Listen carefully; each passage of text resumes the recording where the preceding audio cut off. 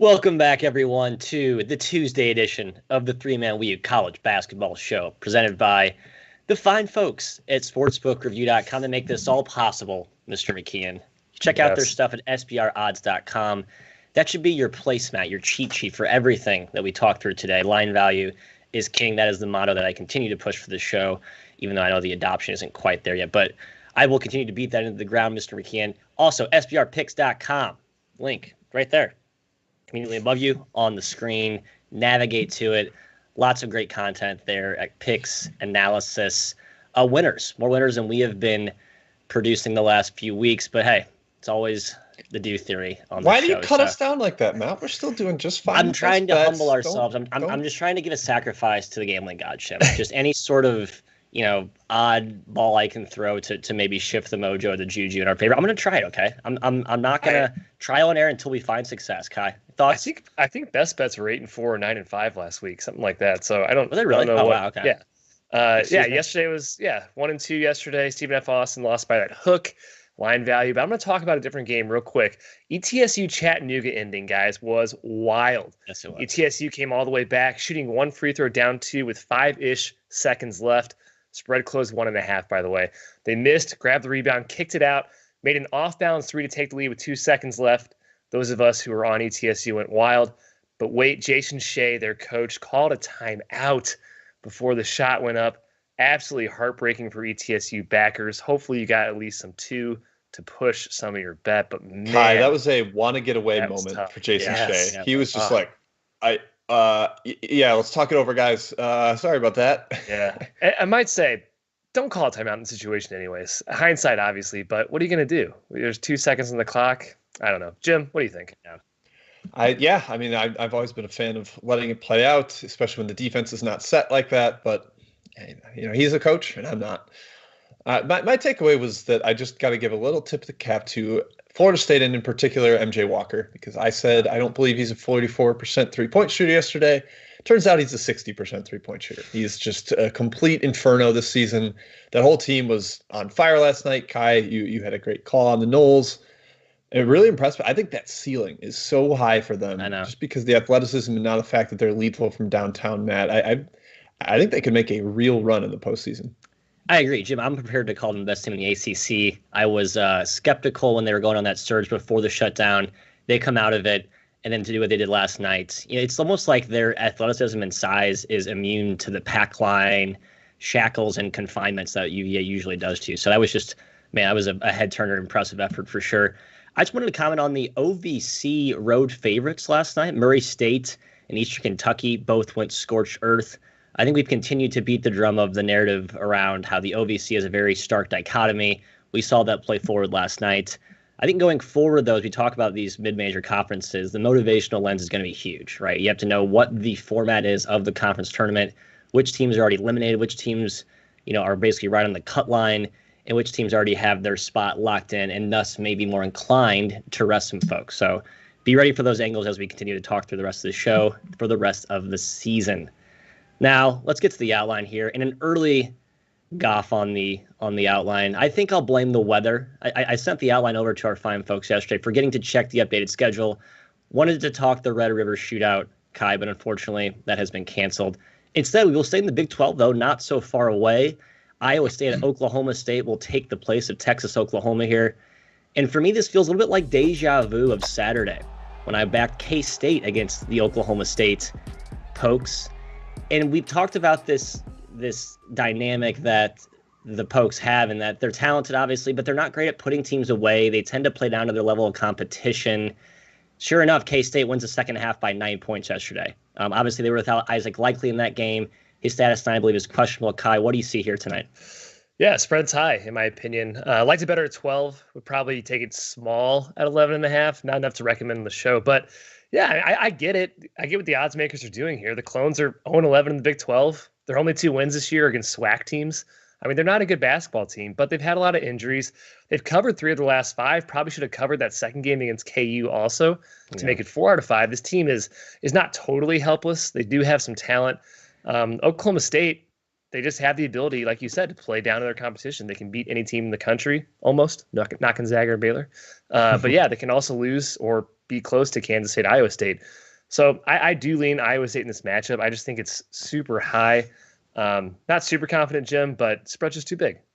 Yeah, it's been bet down a little bit. I tend to agree with the movement. I think Iowa State's been very feisty as a dog against Kansas. It did not work out, but Oklahoma State doesn't have a big guy like David McCormick that's going to completely dominate the paint, assert his will physically. That is not Oklahoma State's style at all.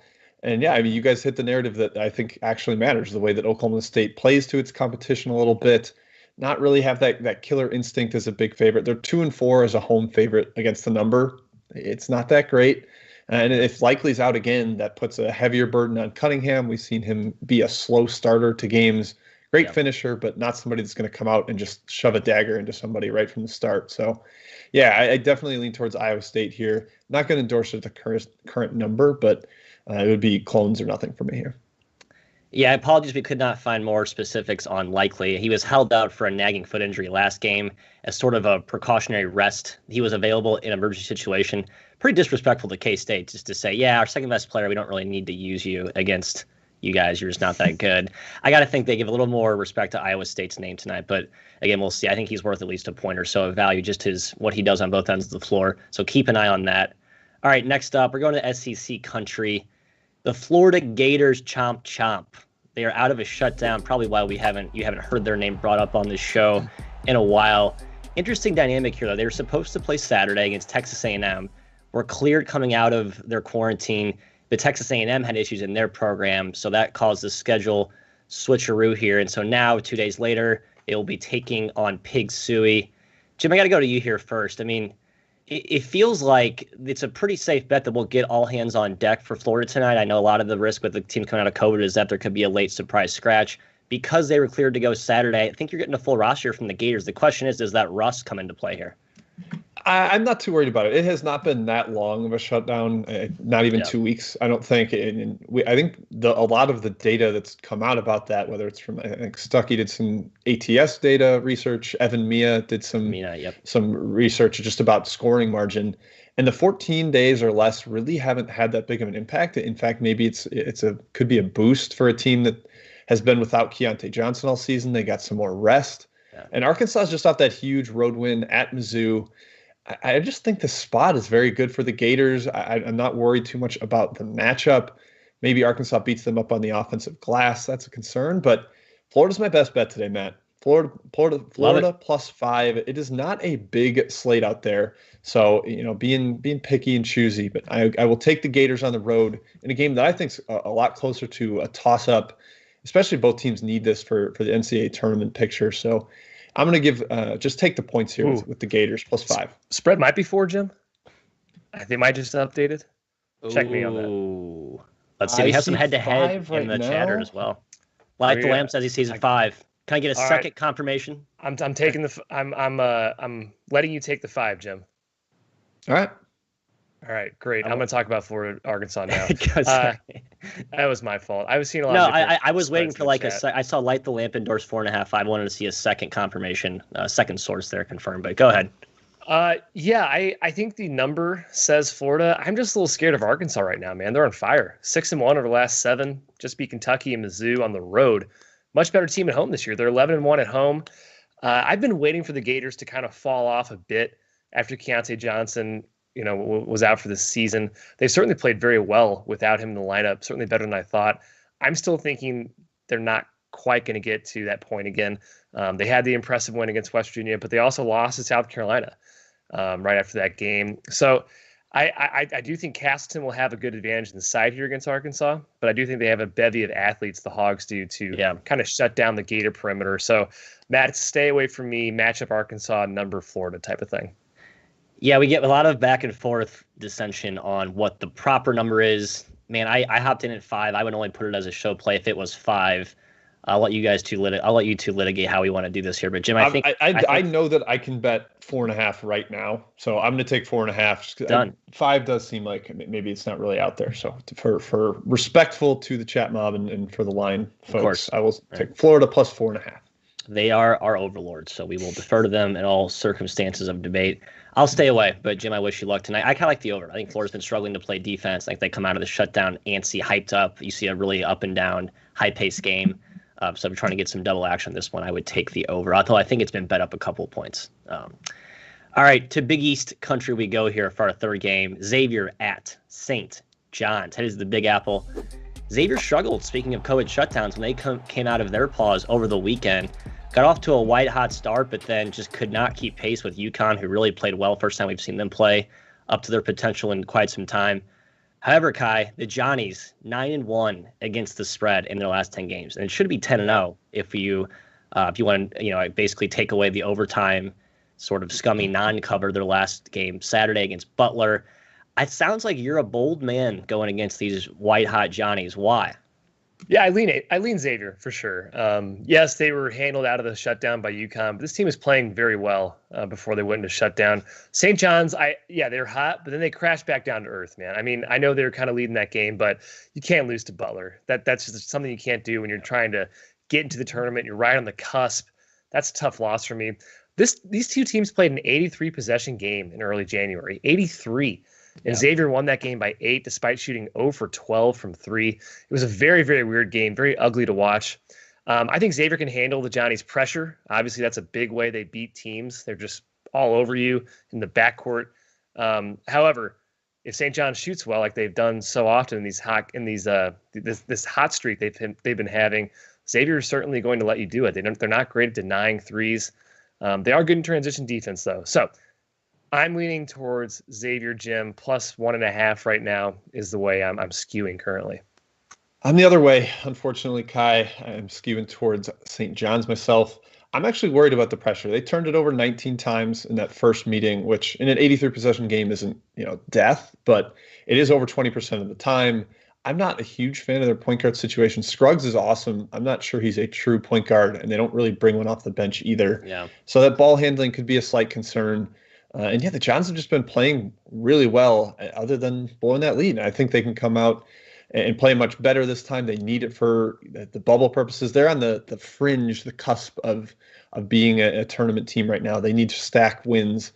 And Xavier, I mean, they're probably comfortably in. They just got a weird resume right now because they played so many fewer games than everybody else because they've had multiple different shutdowns. So tough to get a read on this one, a slight Red Storm lead, but I will not be betting this personally.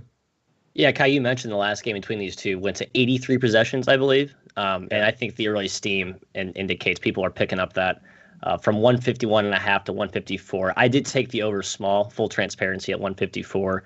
But anything above 155, I think you're basically picking up scraps of value. So I would stay away. Anything above 155 on the over. And Matt, it was like 130 points. It was 83 possessions and like 130 points. It was so efficiency low, but pace high. Yeah, I got to think that if it plays up and down, you'll see some scoring. I don't know how St. John stops Fremantle inside on the block, to be honest.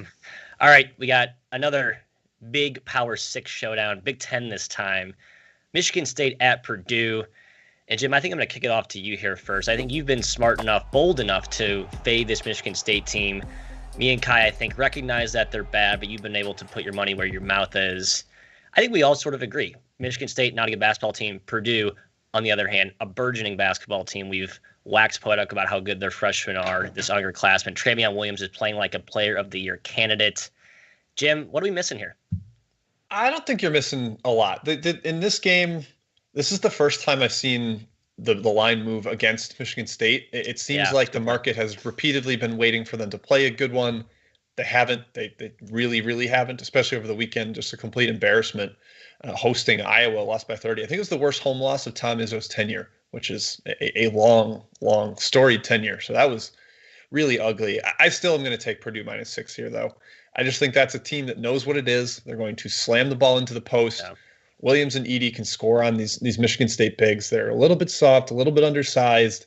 I'm not real convinced of either of their post defense, which puts Michigan State in rotations, makes them hard to, or opens up shooters for Purdue. We saw what happened with Iowa over the weekend. They rained in threes. And then on the other end, Michigan State has no idea what it is offensively. They don't have a point guard. Right. They move the ball really well, but it's because no one can create out of isolation or in a pick and roll situation. They don't have guys that are dynamic with the ball in their hands.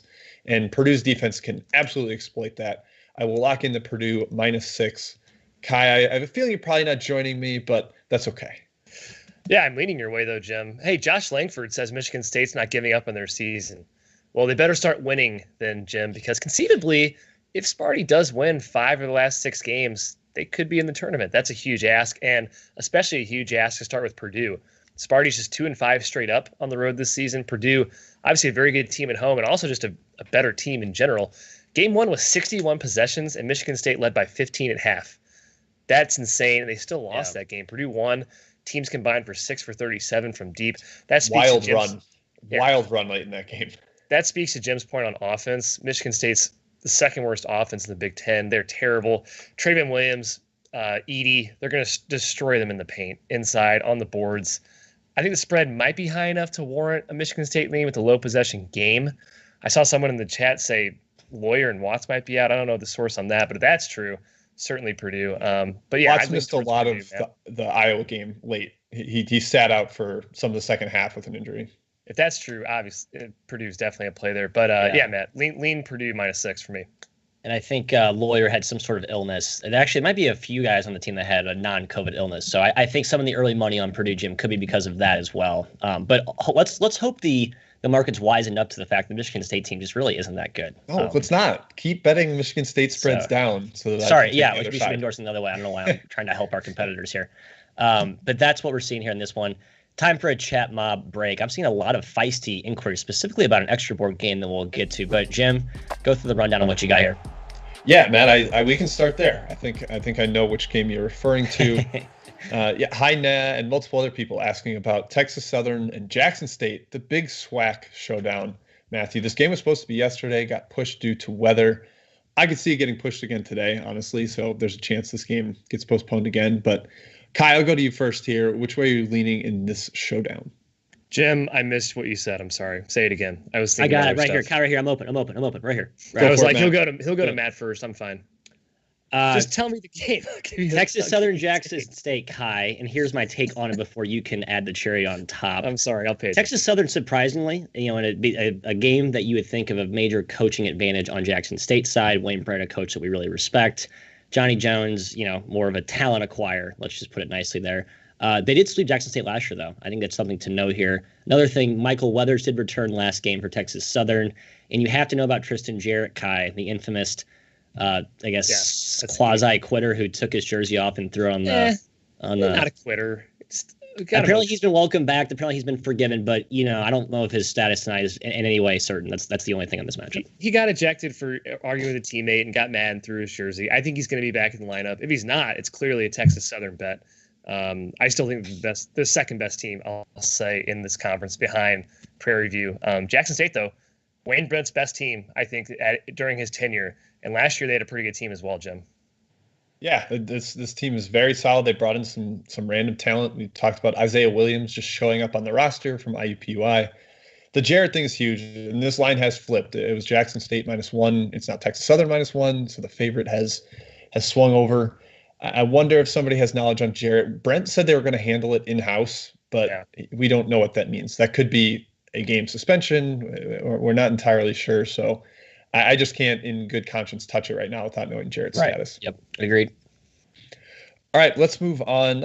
I'll just hit another one on the extra board that a couple people have asked about. Fairleigh Dickinson hosting St. Francis of New York. 2 fantastic offenses, 2 abysmal defenses. I think they're both bottom 15 in the country on the defensive end per KenPom. Could see a ton of points in this one. Both teams have had their point guard banged up recently. Jaleel Jenkins was limited over the weekend. Really, really nightmarish performance in the second leg of their back-to-back. I think he was 1 for 10 from the field. And then Chauncey Hawkins for St. Francis, in and out of the lineup lately, has played recently, but maybe not his full self. Matt, anything for you here? I just can't believe I'm not on Fairleigh Dickinson here, Jim. I'm trying to goose my numbers into saying Fairleigh Dickinson -9, but I think I'm just really high on St. Francis, Brooklyn.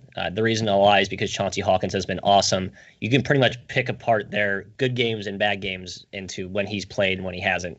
And he's back played a full workload in their most recent game. Tough matchup, though, against the Mount. So I think he comes back here with a much stronger effort. I like the over here, Ky. A lot of points both ways. Yeah, that sounds like a good bet. Just the way these teams play defense, like Jim said. I lean FTU. I still think they could be we'll call them second best team in the NEC, but the what was it, Mount St. Mary? No, it was the the Wagner series was very disheartening. Yeah, Fairleigh Dickinson made, I think they were 15 of 27 from deep in that second leg and still lost by 9. Like, what are you doing? If you're that hot from deep and you still get smoked, that's a problem. All right, let's hit a couple of main board games because I think, people want to hear about them. The Don Juan, Austin Ross, Jack Risley, plenty of people asking about Providence at UConn, a rematch of a game from a week ago when the Friars took down the Huskies at home. Ky, there's a chance that, Bouknight could play. He was seeing a doctor last night, his specialist, about whether he's going to get on the court. I'm still guessing no. But a cook looked really good over the weekend in that win against Xavier. That's a difference maker. Do you think UConn gets revenge in this one? I made the spread pretty much where it's at. It feels a tad high if James Bouknight is out. If he's in, I'd probably lean towards UConn. I was impressed, Jim, with the cook. And really everybody else in that team against Xavier. They really handled themselves well without Bouknight again. UConn's much closer to the tournament at this point, possibly a little bit more motivated, however you want to swing the emotion factor. But, yeah, I'll lean UConn, Matt, in this game. Yeah, Jared Bynum first came back over the weekend. He's such a key piece, helps David Duke. It alleviates some of the ball handling creation pressure off David Duke. They could have played more, only 7 minutes against DePaul. I think Cooley or whoever was coaching as a stand-in for Cooley, Jim, mentioned that they were just keeping him as more of an emergency reserve if it got dicey. But when you play DePaul, it just doesn't always get dicey. So I got some time to prep. I think he plays more tonight here. Yeah, they said it was a 90% chance he would not play in that game, and then he checked in early in the second half. I was like, okay, wow. I guess he's out there. I slightly into Providence for me on the number, but UConn really impressed me over the weekend. So staying away. The old conference that UConn used to be in, guys. Austin Ross also asking about Temple at Tulsa. Two teams that I've kind of struggled to get my head around in this one. I overreacted to Caleb Battle's huge performance early when he first got eligible. He's been terrible other than that. So Temple, a shaky team, as Harry R in the chat will, I'm sure, tell us. Don't trust Temple. But Ky, are you trusting them here? No, I'm with you. I'm kind of having difficulties with both teams this year. Staying away. I do kind of lean towards Tulsa. Like, Tulsa's one of those teams that's not going to really put up with the physicality crap that Temple kind of throws at you and wins games with. Tulsa is above that. I think they're more physical. They're better at that type of game.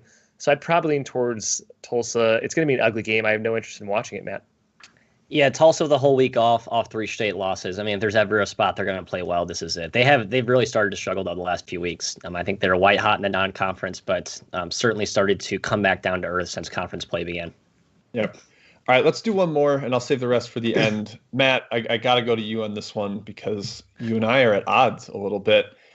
I'll ask it the way Billy Exotic did. What has happened to Toledo? Nothing. How did they lose 2 games by double digits to Ball State and to Bowling Green? What's going on here, Matt? Hey, Bowling Green was by 7. Oh, I'm sorry. It was, I think it was double digits, though. The point still stands. Toledo, nothing happened, Jim. They just were never a juggernaut that everyone thought they were. They're really good. They're a very good team. But now they're starting to have a target on their back. I think they're getting some they're catching some team in bad spots, right? Like Bowling Green, a team that was desperate for a win, a team that we know is capable and talented. They got their A game. Ball State, sort of a similar type of situation.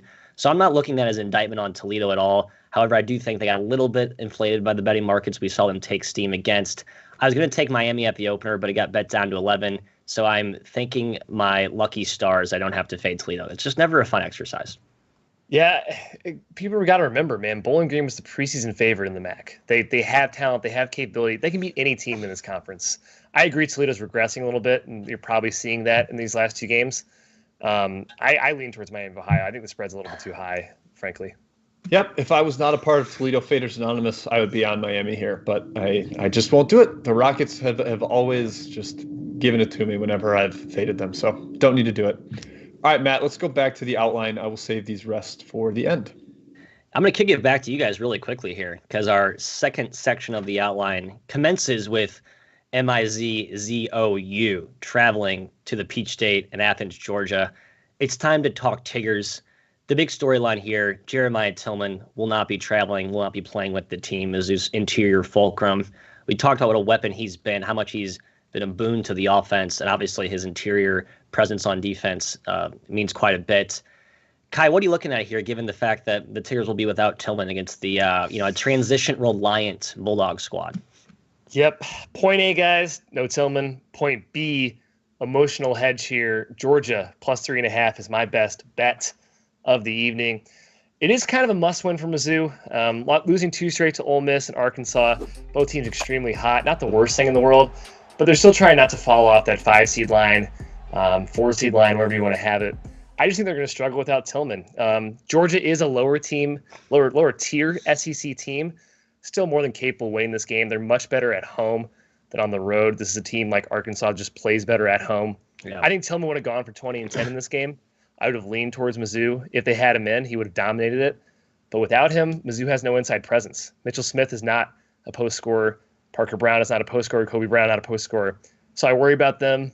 I do think Mizzou can guard Georgia's transition attack, but without Tillman, with the emotional hedge factor, Georgia plus 3.5 is a play and my best bet. Jim. Yeah, I think you probably have the right side. If Mizzou had beaten Arkansas in overtime, I would be on Georgia in this one. Yeah. Just because Mizzou is a classic midweek letdown after a good Saturday performance. But because they did lose and they've lost 2 in a row, there's a chance they come out with a really strong effort here. And as much as I love Tillman, and I do think he would have dominated this matchup because Georgia doesn't have anything to offer inside, losing him for this one is also less harmful because of that reason. Georgia isn't someone that's going to beat them up in the paint. Kobe Brown was out towards the end of that Arkansas game with an injury. He was mysteriously on the sideline when they really needed a physical presence. Yep. So apparently he's beaten up, he's banged up. That's a problem too. But I'm just a little bit worried about Mizzou playing well enough to. I think they can play well enough that I'm going to mostly ignore my number and my lean towards Georgia here. So I don't know what to say, Ky. I hope you're right, but only Mizzou by 2 or something like that. I don't know what to say. Yeah, that'll happen. They'll win by 2 or 3. It's fine. Cool. I'm looking at the total here. I see it actually got bet down from 155 to 153. I'm curious what your guys' thoughts on this. I just think Mizzou sort of plays to the tempo of their opponent, right? Like I think they can play fast, Pinson, and sometimes the Smiths want to get out and run an attack, but I think they're also very content to play a snail's pace as well. Against Georgia, this could be up and down, ping pong, and they're not going to play great transition D, but that's where Georgia's most efficient scoring. So I think they're going to look out to set the tempo, and I think Mizzou will be a willing participant. So if you're looking for a total play here, I would lean over. Next up here, A10 action, Dayton at Rhode Island. Matt, we got to hurry up because I know Ky's going to be mad we're going long. Oh, yeah, we are. It's an anticlimactic matchup here, though. It really is. It's more about the producers, Jim, than me. I feel bad when we go. I know. I do feel bad, too. But it's kind of a boring game, so let's just hit it quickly. Now that you mentioned it, Jim, I don't really have a strong take on either side or total here. Fats Russell's health is key in this game. Yeah, awesome point guard matchup between Crutcher and Russell, but I don't have a ton. Seeing Rhode Island win by more than 3.5 is shaky to me. So just my gut looking at the line was kind of leaning Dayton because I think it's more of a coin flip, but I have nothing strong, Ky. Stay away. I'm not sure what version you're getting of Dayton from a nightly basis. They're up, they're down, kind of similar with Rhode Island. They've lost 4 straight now. I really dislike betting on both teams, so I'm staying away. I guess I'd lean on Dayton with Jim. Yep, agree. No strong takes either way. All right, let's just quickly finish up the last one here on the outline of West Coast Conference tilt between LMU at Santa Clara. The Bucket Broncos getting their first mention, I think, of the SBR 3-Man Weave Show 2021 season. They're off a COVID shutdown as well. So as you can see, the trend of early money coming against teams off shutdown continues here, Ky. Ironically, Santa Clara's last game was against LMU. It was on January 23rd, a game they won by 3. Do you think they double down for the sweep, or is there some revenge coming from the Lions tonight? Yeah, that miracle cover, man, against Pacific. They should have lost outright, LMU. Santa Clara shut down, haven't played since January 23rd. Yeah, last time they beat LMU up by 3 on the road. There's a lot of factors here. The spread feels high, man. 3.5, 4. You just have to check the lineup. You have to see who's in for Santa Clara. If everyone's in, I think Santa Clara does cover. Scared, of course, of LMU's ability to control the glass because they did it in the first matchup and they can do it again, Jim. Yeah, both these teams are huge. One team is 4th in average height. The other is 20th. Both their lineups just are massive across the board. I also lean Santa Clara if they're full strength, but yeah, it's just hard to say right now without knowing that they are going to be fully loaded in the lineup. So stay away at this point. Yeah, I would add as official show play if I had, if I knew who was playing, but I don't. So if I see the usual suspects in the starting lineup, I will probably add late at the current number against the early steam. All right, best bets, Ky, recap, and we'll start with you. Georgia plus 3.5, best bet. Hope my Mizzou Tigers win, but taking the dogs. All right. Yep, I'm in on Florida plus 5 as my best bet, and I also had Purdue minus 6. I'm going to add one more in the chat mob here. I will holster that though until we get there. Matt, what is your best bet? Yeah, I don't know if I've even seen this game asked about in the chat so far, so I'll just spoil it now. My best bet is Wagner going on the road to Mount St. Mary's. I believe the current spread is 4. I wouldn't take anything under that, so let me know if it has gotten bet down, and I will pivot on the fly. But four is fair game, Matthew. Boom, lock it in. I shall. Just think this Wagner team's a different squad with Elijah Ford back in the mix. I think when you look back and see what they've done so far with him in the lineup early in the season, coming off COVID shutdown against Seton Hall, I thought that game has aged very well. What they did to Fairleigh Dickinson last week, and I think this team is pretty solid. So I think they're just actually the better team than Mount. So you're catching 4 points in a low home court spot. Give me the Seahawks. Excuse me. I think Mount's better, but I agree with you. Side lane. All right. Well, we'll see what happens. Both teams are solid and low scoring. I prefer the points. Okay, let's hit chat mob one more time, guys. We'll roll through a few more questions. I'm going to selfishly start with the one that I'm going to have a play on. Larry Gibson asked about LaSalle at SLU. And guys, I'm taking SLU first half -9. I think this is a veteran team that comes out angry after the embarrassing, quite frankly, loss at LaSalle a couple weeks ago, right out of the shutdown. SLU was really struggling at that point. They're much better at this juncture, and I think the veterans are angry, motivated favorite. Give me that SLU first half -9. Jim, joining you on that. I wrote that down last time. A little notepad here. I'm so glad that you brought that up. I will be joining. Let's ride. I haven't gotten a LaSalle game right all year, so I will not be betting this game. That is fair. All right, the early game. Randall Wallace and many others asking about this. Akron, Northern Illinois, an NIU team that's in its second game out of shutdown. They somehow beat Akron in the first meeting between these two. A mysterious result at this point, honestly. Matt, Akron, you have been a zippity doo-dah boy. Tell me if you are riding them today. Yeah, I lean the other way here, just, to be honest. Similar dynamic to the SLU thing, right? Where a bad team, you get revenge against a bad team, so do they come out and lay the hammer on? Zul Kuth, Jim, your favorite player in the MAC, sort of a sneaky guy who's emerged, did not play last game. You have to keep an eye on for him for Northern Illinois. They just need every possible good player that they have on deck, and he's one of their 3, and he didn't play last game. So I'm not going to touch it. The number's a little bit high, though. I have a feeling Akron crushes them. Okay. Yep, my number says Northern Illinois, and I said, haha, no number. I am not doing that. There's no chance. I would much prefer to stay away. Okay, staying in the MAC, Kent State at Western Michigan. Someone asked about the over. I kind of always say this, MAC overs always seem like the nice instinct here, yeah. But Kent State's missing Mike Nuga. He's out for the year, one of their key guards. Western Michigan, maybe a little bit feisty. Matt, anything for you here? No, they got Titus Wright last game, Jim. So Western Michigan's now at full strength, and they have not been the 2 weeks prior. So I think they're definitely at their best possible version right now, which is still not a very good version, I'll add. Ky, Big Ten game for you from Emil DeWisha. Oh, boy. Nebraska at Maryland. Man, Nebraska's been super feisty in their games out of shutdown. This is, I think, their 6th in 12 days, and then they play again tomorrow at Maryland. A really strange dynamic with the Big Ten back-to-back at one venue. Maryland probably needs this for the NCAA tournament to get that record above 500. What do you think? Yeah, it's weird with this back-to-back here. Nebraska, man, they're not hopeless. They're okay. I tend to think they cover this first game, keep it close, and Maryland kind of blows them out in game 2. Yeah, no take here, Jim. Nebraska's a conundrum for me right now. Yeah, Paul Ferguson pointing out how great Nebraska's defense has been out of the shutdown and how bad their offense has been. I do think there's some shooting luck in that, but under could be appealing here. That they're both very switchable, lanky lineups that could guard each other. Athletic for sure. Yep. Ray Pius asking about Austin Peay at SEMO out of the Ohio Valley. Austin Peay's been playing a lot better lately, guys, and this is just maybe another game where the top of the OVC is separating itself from the bottom. Ky, do you see it that way? You backing the favorite, or do you lean the Red Hawks at home? Yeah, I'm leaning the favorite. I'm leaning towards the Govs. Top versus bottom in this conference, I think you have to take the favorites most of the time here. Brutal schedule for P right now. They're kind of right in the heart of it. So they're probably due for a letdown game along the way. I don't think tonight's it, though. All right, let's see. Anything else that we have not hit? I know I saw a couple other questions. Illinois, Northwestern at Illinois. John Doe asked about this one. Oh, man, we saw the ugliest second half in the history of basketball. Yes. When these teams first met. I think Northwestern was up 12 maybe at halftime and lost the second half by something like 40 points. And I'm not exaggerating. I think it was like 52-12. Yep. I like the over in this one. I think Northwestern has run a little bit. So has Illinois. Illinois coming off the Nebraska game where they surprisingly did not run. Not as strong enough for a play for me here, but anything for you, Matt? No, I just can't believe how bad Northwestern was in the second half of that first matchup. So I don't even know how to factor that into my handicap for the rematch here. All right, I think that's it then. I think we've covered everything.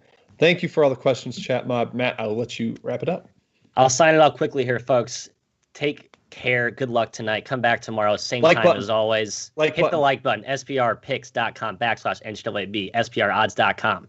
Your key to line value shopping always. Again, same time tomorrow. Good luck tonight.